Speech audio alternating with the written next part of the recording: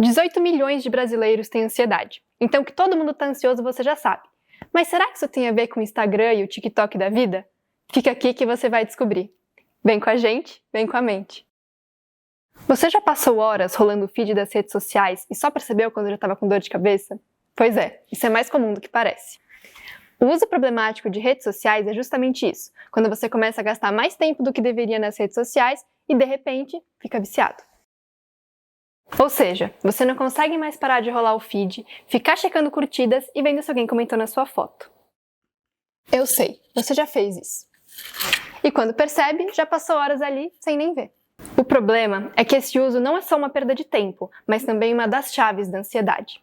Estudos mostram que o uso problemático de redes sociais pode aumentar significativamente os níveis de ansiedade, principalmente ansiedade social, generalizada, e ansiedade relacionada ao medo de estar por fora de algo, chamada de FOMO, ou seja, Fear of Missing Out, que em português significa medo de estar por fora de algo. Rubi, calma aí. Primeiro de tudo, o que é ansiedade e como isso funciona? Vamos por partes. Ansiedade é uma resposta natural que todos nós experimentamos em situações de estresse ou de antecipação de algo ameaçador ou desafiador. Mesmo que seja uma sensação comum e até útil em alguns contextos de perigo, a ansiedade se torna um problema quando ela é excessiva e interfere no nosso dia a dia. Mas você com certeza deve estar se perguntando como o nosso corpo dá essa resposta emocional, não é mesmo? Finge que sim que eu te explico. O nosso corpo se sente ansioso a partir de uma coisinha que fica no cérebro chamado amígdala. Não tem a ver com as amígdalas da garganta. A amígdala, do cérebro, é uma das principais estruturas para processar emoções, especialmente o medo. Então, quando percebemos que estamos em alguma situação ameaçadora, a amígdala é ativada, e assim, ela sinaliza e prepara o corpo para uma reação rápida. Isso acontece porque a amígdala envia essa informação para outras estruturas do cérebro, que liberam hormônios de estresse, como cortisol e adrenalina.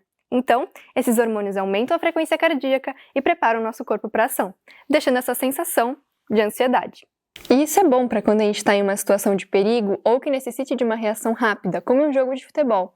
Mas o problema é que em pessoas com transtorno de ansiedade, a amígdala pode ser hiperativa e acabar reagindo a situações que não são perigosas, ou mesmo a simples pensamentos, e isso desencadeia uma resposta de medo e estresse sem necessidade.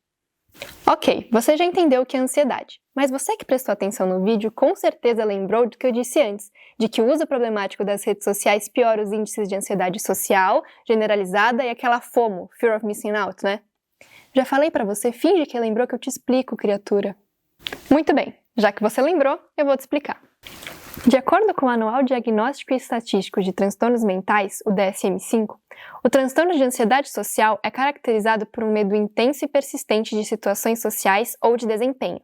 Então, a pessoa com esse transtorno tem medo de que as suas ações ou seu desempenho sejam considerados inadequados pelos outros, e com isso, ela também tem medo de que os outros percebam a ansiedade que ela sente, ou seja, que seja visível pelos outros. O que faz sentido, né? Já que nas redes sociais a única coisa que importa são os likes e o que os outros pensam da gente. Agora, a ansiedade generalizada é caracterizada por uma ansiedade e preocupação excessiva, que ocorre na maioria dos dias e é difícil de ser controlada pelo indivíduo. Por último, de acordo com a Associação Brasileira de Psiquiatria, a tal da FOMO é uma ansiedade relacionada ao medo de não conseguir acompanhar as atualizações e eventos, o que faz com que a pessoa fique toda hora entrando nas redes sociais e atualizando o feed para não perder nada. Mas não é só para evento e atualizações, não. O termo FOMO também é para curiosidade em saber o que os outros estão fazendo, vestindo, comendo, sentindo. Mas não é porque eu tô te falando isso que você vai começar a diagnosticar a sua vizinha que não sai da janela para saber da vida dos outros não, tá? Deu para perceber que essa curiosidade insaciável está muito relacionada às redes sociais, porque toda hora nos mostra a vida dos outros, o que eles estão fazendo, e isso faz com que a gente queira saber cada vez mais dos outros. Bom, é claro que essa relação entre o uso problemático das redes sociais e os níveis de ansiedade varia. Por exemplo, na pandemia, essa relação era muito mais forte, até porque estava todo mundo trancado em casa e passava muito mais tempo nas redes. nas redes sociais, não neste balanço. Enfim, lá na pandemia o momento em si já era estressante, então juntando esse estresse com o uso contínuo das redes sociais, a ansiedade só crescia. Mas apesar da pandemia ter acabado, a pandemídia continua. Entendeu? Pandemia com mídia. E essa pandemia só cresce. Outro dado interessante é que as mulheres são mais afetadas pelo uso problemático de redes sociais e ansiedade social, já que elas sofrem mais pressão relacionada à aparência. A Duda vai falar mais sobre isso no vídeo sobre redes sociais e autoestima. Outra coisa que afeta a relação redes sociais e ansiedade é o contexto socioeconômico. O estudo indica que em países em desenvolvimento, como o nosso Brasil, o uso de redes sociais é ainda maior. Agora você já sabe que o uso problemático das redes sociais pode sim ter relação com ansiedade. Mas o que podemos fazer para melhorar isso? Bom, o primeiro passo é reduzir o uso das redes sociais. E eu sei que pode parecer irônico eu estar falando isso para você dentro de uma rede social, mas eu preciso ir onde você está para levar essa informação, concorda? Depois, podemos pensar em algumas técnicas de respiração para quando estamos sentindo ansiedade, para diminuir esse sentimento. A gente também pode pensar em praticar exercícios físicos, igual os influencers fitness que você segue. Praticar exercício físico ajudam na liberação de hormônios como a endorfina e a serotonina, que promovem o relaxamento, reduzindo estados de tensão.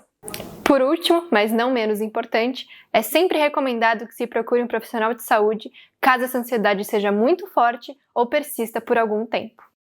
E aí, entendeu por que depois de uma tarde inteira no TikTok ou Instagram você se sente ansioso? Usando a ciência, eu te expliquei. Vem com a gente, vem com a mente!